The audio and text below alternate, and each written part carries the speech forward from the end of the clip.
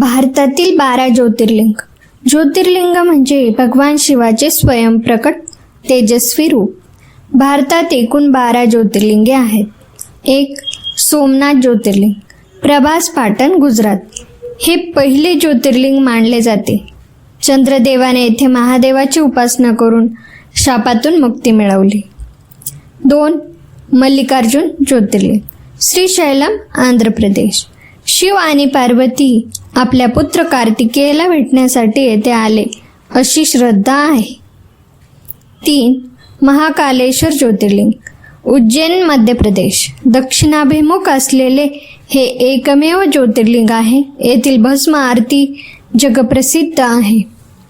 ओंकारेश्वर ज्योतिर्लिंग, मध्य प्रदेश. नर्मदा नदीतील ओंकार आकाराच्या बेटावर हे मंदिर आहे. 5. केदारनाथ ज्योतिर्लिंग, उत्तराखंड. हिमालयाच्या कुशीत वसलेले हे अतिशय पवित्र आणि कठीण यात्रेचे ठिकाण आहे. 6. भीमाशंकर ज्योतिर्लिंग, पुणे जिल्हा, महाराष्ट्र. भीमासुराचा वध करून महादेव येथे प्रकट झाले अशी कथा सांगितली जाते. 7. काशी विश्वनाथ ज्योतिर्लिंग, वाराणसी, उत्तर प्रदेश. काशी ही महादेवाची प्रिय नगरी मानली जाते. 8. त्र्यंबकेश्वर ज्योतिर्लिंग, नाशिक, महाराष्ट्र. गोदावरी नदीचा उगम याच परिसरात आहे. 9. वैद्यनाथ ज्योतिर्लिंग, देवघर, झारखंड.